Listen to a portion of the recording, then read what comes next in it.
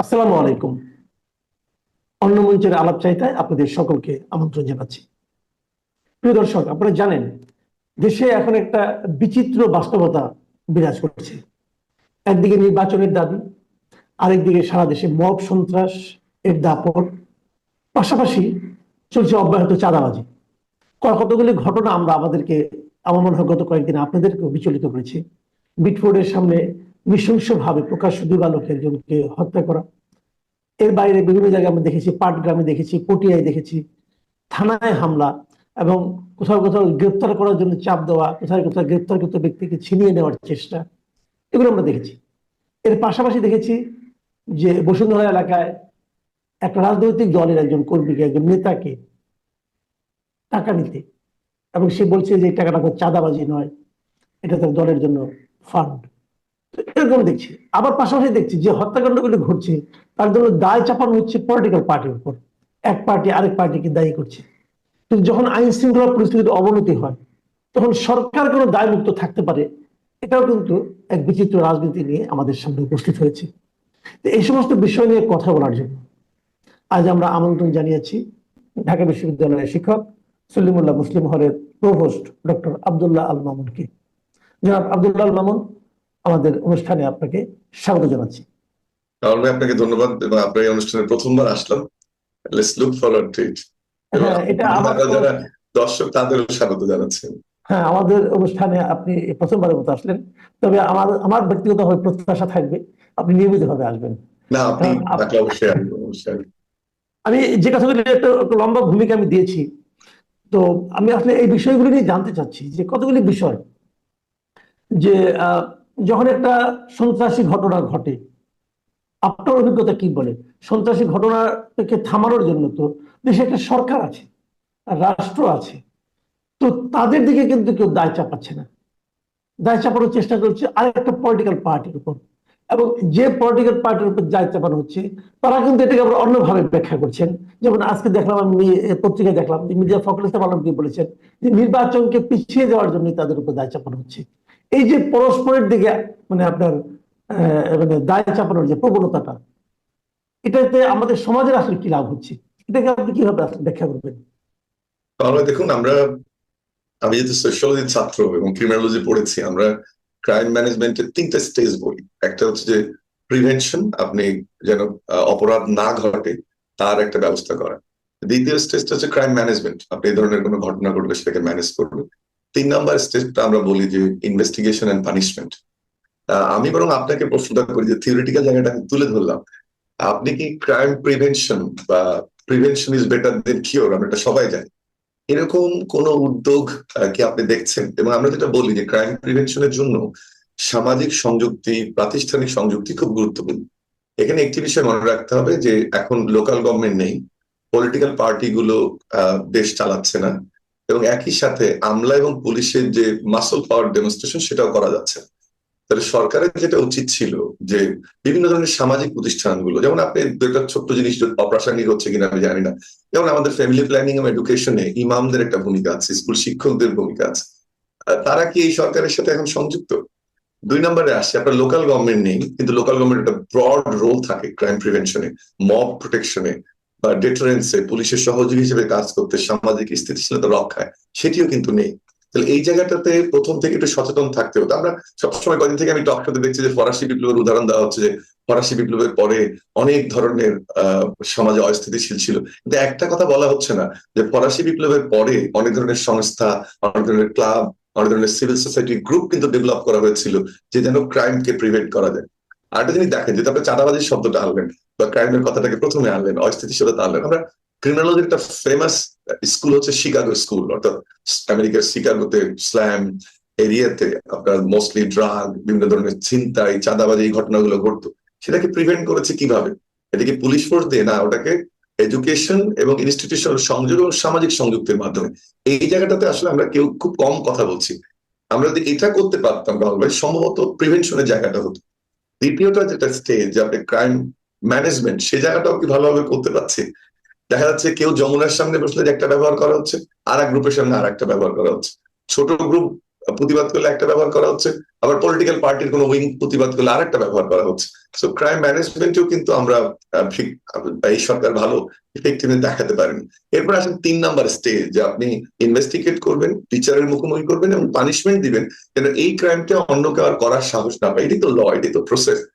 সেটা থেকে আপনি গত 1 বছরে একটা চাঁদাবাজির কোনো, আপনি যে চাঁদাবাজির কথা বলছেন, মির্জা ফখরুলের কথাই বলি, গোলাম পরোয়ারের স্টেটমেন্টের কথাই বলি, ডক্টর শফিকের কথাই বলি, বা নাহিদের কথা বলি, তারা তো পলিটিশিয়ান, তাদের একটা স্টেটমেন্ট থাকবে। আপনি কি একটা চাঁদাবাজির ঘটনায় কোনো চার্জশিটের ঘটনা শুনেছেন?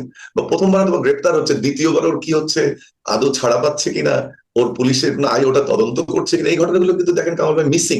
আমরা সংস্কার করে সামাজিক স্থিতিশীলতার জায়গাটা, একটা সাধারণ মানুষের যে চাহিদার জায়গাটা, একটা সুশৃঙ্খল ভাবে সমাজে থাকা, দ্রব্যমূল্য নিয়ন্ত্রণে থাকা, স্বস্তির মধ্যে থাকা, আপনি সংস্কার করে রাজনীতিকে এত গুরুত্ব দিচ্ছেন যে অর্থনীতি এবং সমাজনীতি পিছিয়ে পড়ছে। আপনি 1 বছর পরে সে আর বলতে পারেন না যে আমরা ইন্টারিম গভর্নমেন্ট, আমাদের দায়িত্ব কতটুকু, এই জায়গাটা আমরা ফেল করেছি।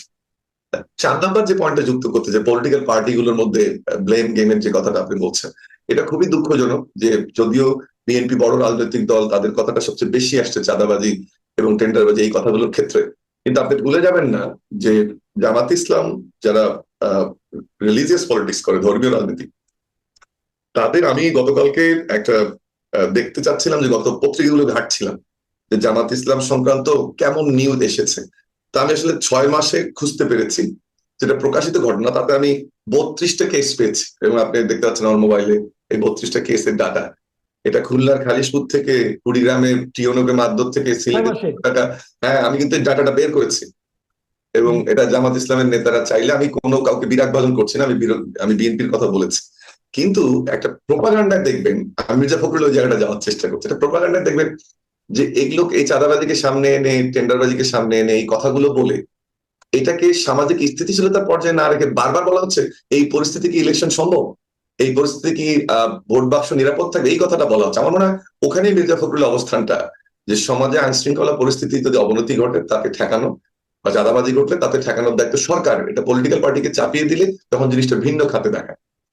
আরেকটা যদি আপনার দৃষ্টি আকর্ষণ করি, আপনি দেখেন মিটফোর্ডে যে ঘটনাটা ঘটলো, কোনো অপরাধী সে যে দলের হোক, আমি যেন শিক্ষক হিসেবে কোনো দলের প্রতি যদি আমার সমর্থনও থাকে, কিন্তু ওই জায়গাটা একেবারে অবিচল যে পানিশমেন্ট হতে হবে, এই প্র্যাকটিস করতে দেয়া যায় না। কিন্তু আপনার ঘটনাটার যে নৃশংসতা, সেটাও কিন্তু একেবারে মানে একটা, আমরা যেটা বলি না যে আইএমএ জালিয়াতকে হার মানিয়ে দেয়, ওই চিত্র মনে আসছে।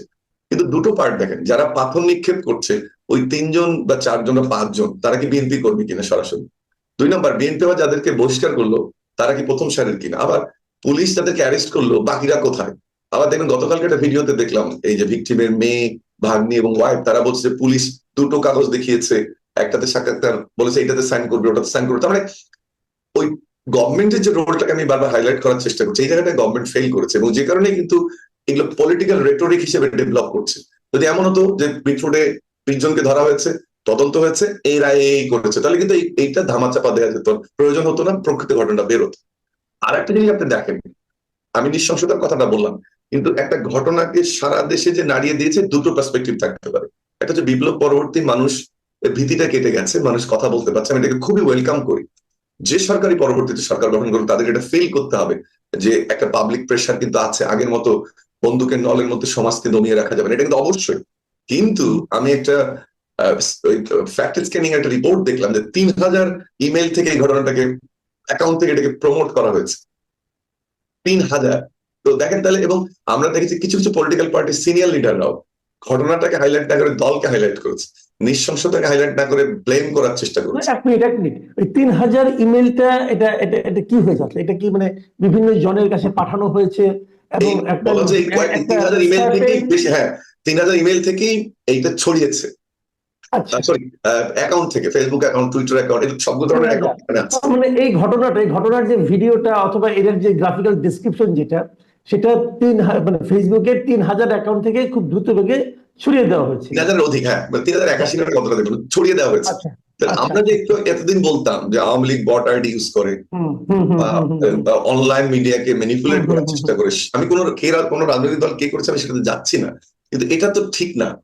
আপনি আরেকটা জিনিস দেখেন, সংস্কারের যখন আলোচনা হচ্ছে, মেইন স্ট্রিম মিডিয়াতে সংস্কারের খবরগুলো যেভাবে আসছে, আর হুম। দেখবেন অনলাইন মিডিয়াতে শুধু মানছে না, একমত হচ্ছে না, করতে দিচ্ছে না, হবে না, সংস্কার করুন, এই জিনিসগুলো বেশি আসছে।